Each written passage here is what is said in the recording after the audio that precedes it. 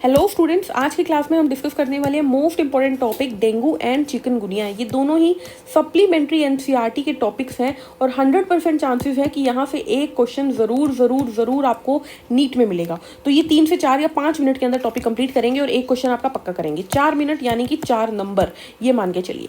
तो सबसे पहले आ जाते हैं कॉजेटिव एजेंट पे। डेंगू कैसे होता है, चिकनगुनिया कैसे होता है। तो डेंगू होता है राइबोफ्लेविवायरस से, जो कि एक आरएनए वायरस है, ये ध्यान रखना है। चिकनगुनिया होता है चिकनगुनिया वायरस से।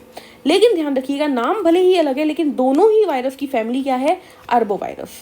दोनों ही के वेक्टर क्या है, फीमेल एडीज इजिप्टाई, जिसे हम टाइगर मॉस्किटो कहते हैं। इंक्यूबेशन पीरियड की बात कर लेते हैं। इंक्यूबेशन का पीरियड का मतलब, मान लीजिए डेंगू के मच्छर ने मुझे आज काटा तो मुझे सिम्टम 3 दिन बाद नजर आए, तो वो आज से लेकर 3 दिन तक का समय क्या है, इंक्यूबेशन पीरियड। तो डेंगू में इंक्यूबेशन पीरियड क्या होता है, 4 से 10 दिन, और चिकनगुनिया में 3 से 6 दिन होता है। अब बात कर लेते हैं डेंगू की इन डिटेल। तो डेंगू की बात करते हैं तो इसे ब्रेक बोन फीवर कहते हैं, क्योंकि इसमें हड्डियां टूटने जितना दर्द होता है। अब डेंगू 2 टाइप का होता है। क्लासिकल डेंगू, जब नॉर्मली हमारा प्लेटलेट का काउंट डिक्रीज हो जाए, ठीक है, बुखार तेज हो जाए, डिहाइड्रेशन हो जाए बॉडी में, मसल पेन करने लगे, बॉडी पे रैशेस हो जाए, severe pain around the eyes हो जाए, तो वो क्लासिकल डेंगू है।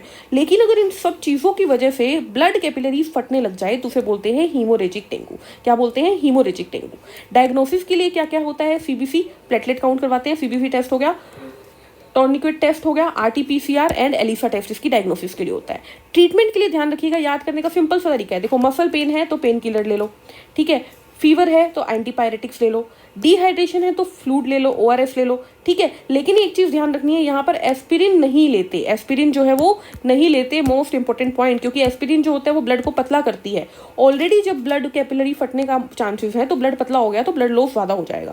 अब बात करते हैं चिकनगुनिया की। चिकनगुनिया की बात करें तो इसमें इसको बोलते हैं ट्विस्टेड बॉडी लाइक चिकन। इंसान की बॉडी ट्विस्ट सी हो जाती है, ऐसा लगता है जैसे चिकन हो, ठीक है। इसके सिम्टम्स क्या होते हैं, हाई फीवर, तेज बुखार, सीवियर ज्वाइंट पेन, सिर दर्द, अगेन डिहाइड्रेशन, बॉडी पे रैशेस। डायग्नोसिस कैसे होती है, आरटीपीसीआर और एलिसा से, एंजाइम लिंक्ड इम्यूनोसॉर्बेंट ऐसे। इसके अंदर भी क्या है, बॉडी में पेन है, जॉइंट पेन है तो पेन किलर ले लो, बुखार है तो एंटीपायरेटिक ले लो, डिहाइड्रेशन है तो फ्लूइड्स ले लो, ओआरएस ले लो, ये होते हैं, ठीक है। इसमें ध्यान रखिएगा, डेंगू की तरह इसमें एस्पिरिन को अवॉइड नहीं किया जाता, इसमें एस्पिरिन दी जा सकती है।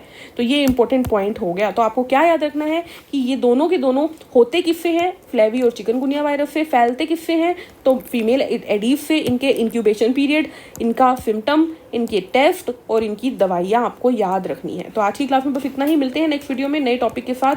तब तक हंसते रहिए, मुस्कुराते रहिए। Take care.